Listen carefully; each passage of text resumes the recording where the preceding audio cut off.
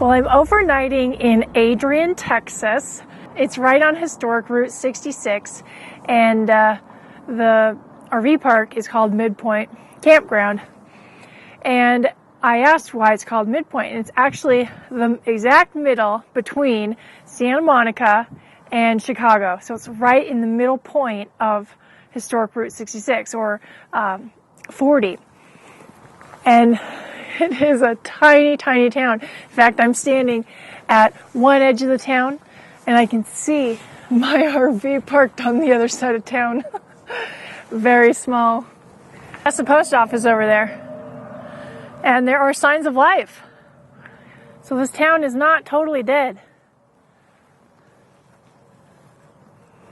This one looks like Dr. Seuss in the back.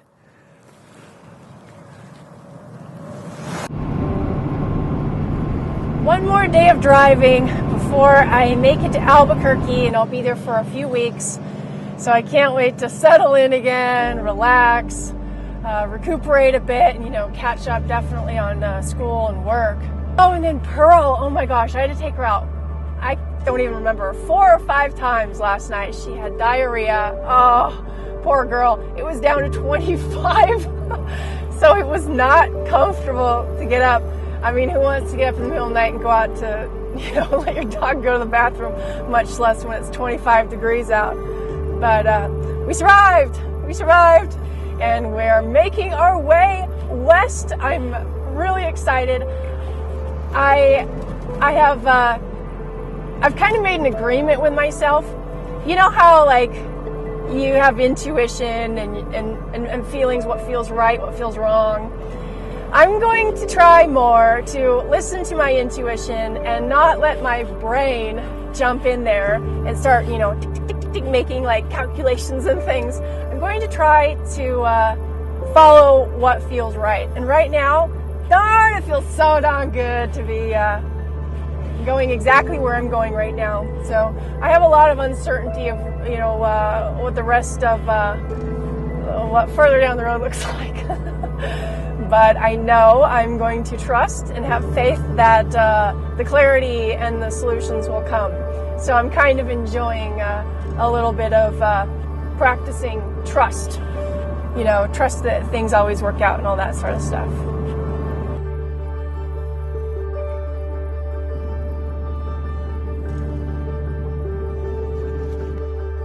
I can see the Sandia Mountains past the Taos and Santa Fe Mountains a little bit ago, way out in the distance.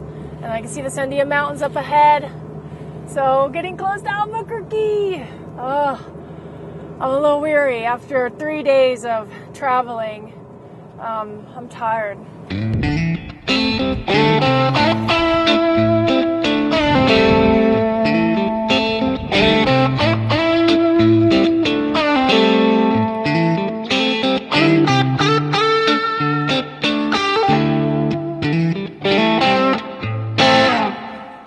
Is really weird, and you're gonna have to tell me your take on this in the comments. I have a external thermometer, right? This little thing. It's not part of the RV. It's just its own little thing. I got it. There's a thermometer outside, and it remotely reads it. So I can read inside what the temperature outside is on the front of my rig, and then I can also read the inside temperature and the humidities and stuff like that. Well, 3 or 4 days ago, when I was driving, the sensor outside fell off my RV. It fell into my truck. And I didn't want to lose it, so I picked it up and pulled it inside. The entire sensor is here. This is the sensor. See, it says, what does that say? ThermPro. ThermPro. Just in case I'm going crazy and I'm forgetting that, maybe this is something else. This is the sensor. The batteries are in it. It's working because it blinks. But my readout is still reading the outdoor temperature. And it's been doing it for days. And it changes. It was 55 today. And then it was 52. and now it's 42.6 with 38% humidity. Inside it's 72 with 21. I mean, where is it getting its data? Because it comes from this. I'm like so weirded out. I'm keeping this inside now because I want to see how long it goes on. How long is it going to read the temperature outside without anything being outside to send it data? Isn't that bizarre? I mean, it's like really spooky, actually. In fact, there's another spooky thing. Here's another weird thing, off the cuff.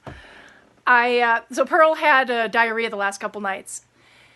And that meant that, in the middle of the night, I'd have to get up, if I heard her pacing and panting, she'd come let me know she has to go out to the bathroom right now. So we'd be going out. And a couple nights ago, I woke up and I was like, oh, I feel like it's the middle of the night. Well, I look at the clock, it's 5 a.m. And I'm like, wow, it's actually kind of early.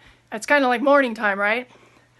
And so I took her out and I came back and I'm like, oh, I'm going to try to go back to bed to get rest, right? Because it's been a couple days, so I had to take her out in the middle of the night. I haven't slept well.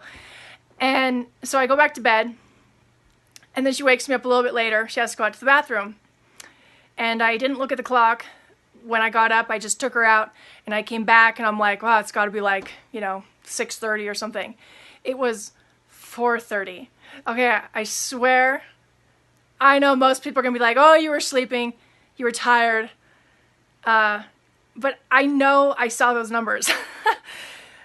I know I saw those numbers. So somehow, I mean, it was just creepy. It was kind of spooky, but I was also excited because, hey, it was only 4:30 when it was 5 earlier.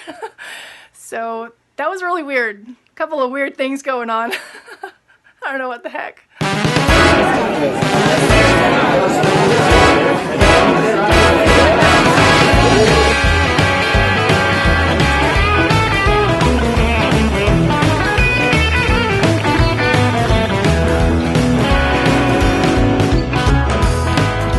So one of the best things about traveling and being on the road is all the interesting people that you get to meet.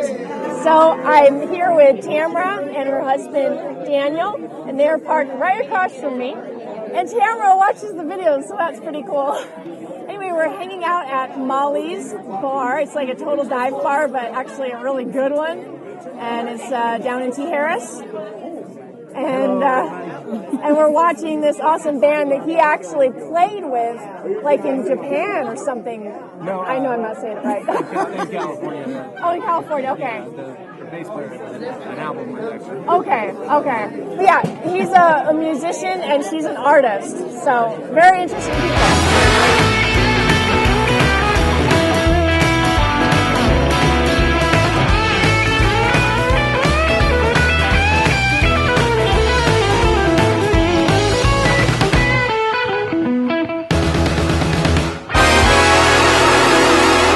I have to say I lucked out at this park because not only am I neighbors with Tamara and Daniel, but I'm also neighbors with this guy, and he's here looking for houses. So today I'm riding along and going to go look at some pretty cool houses. So you guys want to go?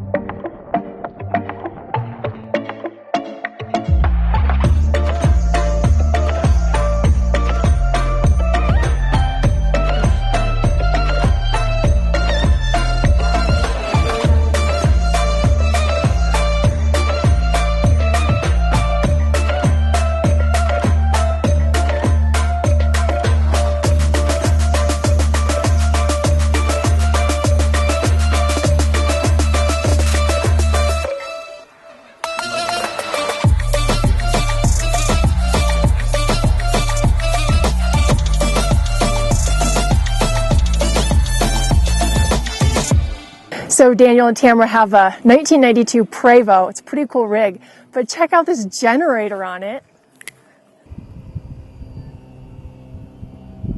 Total steampunk style. It's 15,000 kilowatts. So I thought mine was really big on Rio Rada, which was 7,000, but this is more than double that. Isn't that amazing? Well, my stay in Albuquerque is coming to an end, and my next long-term stop is going to be up in Oregon. I have stops in between, but that's kind of my next, home-based target. So I wanted to get a bit of maintenance and preventive maintenance done on my truck and a few other things before I leave. One, I got to change my oil. There's no oil changes here, so I got to do stealthily. I want to grease my hitch like normal, which I regularly do, and I want to manually check all my tire pressures.